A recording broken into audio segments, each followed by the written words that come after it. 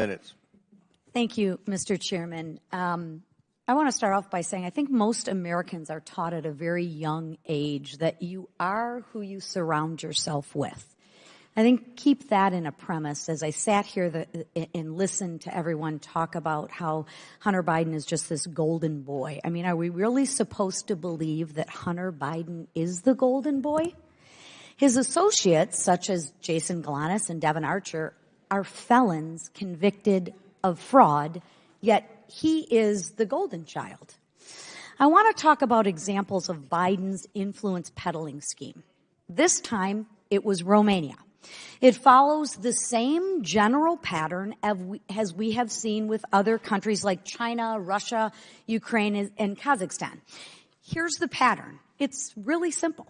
A corrupt foreign oligarch needs access to the U.S. government.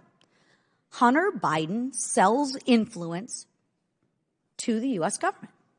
The oligarchs pay up. So let's just take a deeper dive into this Romanian scheme. Mr. Bobulinski, who is Gabriel Popovich?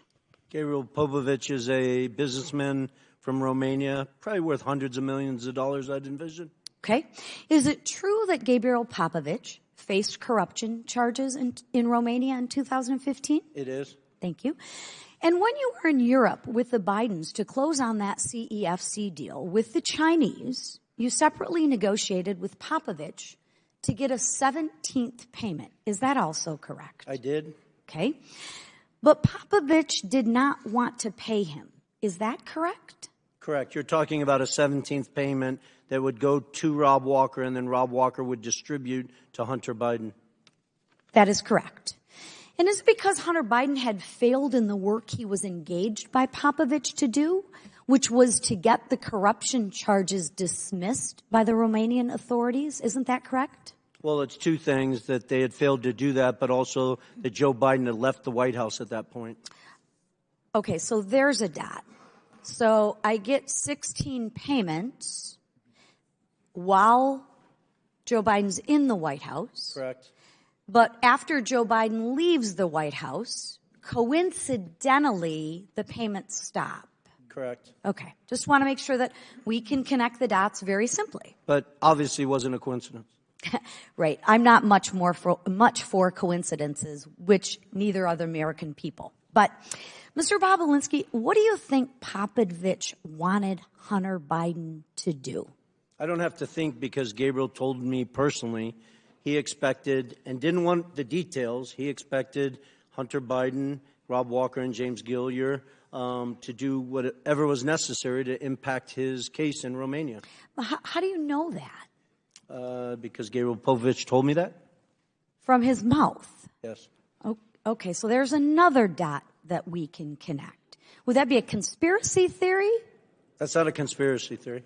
Okay, thank you. I would encourage you to interview Gabriel Popovich.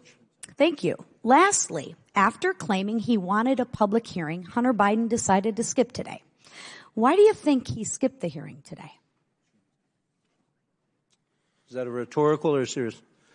Well, I don't think he wanted to sit next to me, because obviously I've emphatically stated he perjured himself in his transcribed interview with the committee, as did his uncle, Jim Biden. And for every fact he claims or wants to say I was high on drugs or obfuscate, I can show a document, a text message, a recording that is confirmed that he's lying.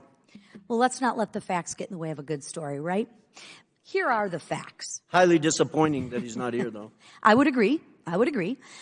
Here are the facts. Hunter Biden was engaged by a foreign principal, Gabriel Popovich. It is well known that Hunter Biden met with the ambassador to Romania, Hans Klem, in November of 2015. Hunter Biden was not registered under FARA. He stopped getting paid as soon as his father leaves office until you got Popovich to send Hunter Biden one more payment. Seriously, what services was Hunter Biden providing to the Romanian oligarchs for millions of dollars? We've yet to hear it. As far as the committee knows, Hunter Biden was never registered under the Foreign Agents Registration Act. If the Department of Justice applied the same standards it did in the Paul Manafort case, Hunter would be in more trouble than he is already in. Mr. Chairman, there are real FARA issues here that we need to continue to look at. And with that, I thank you for being here, and I thank you, Mr. Chairman. Absolutely. Thank you. Good job. Chair now recognizes Ms. Ocasio-Cortez from New York. Thank you, Mr. Chair.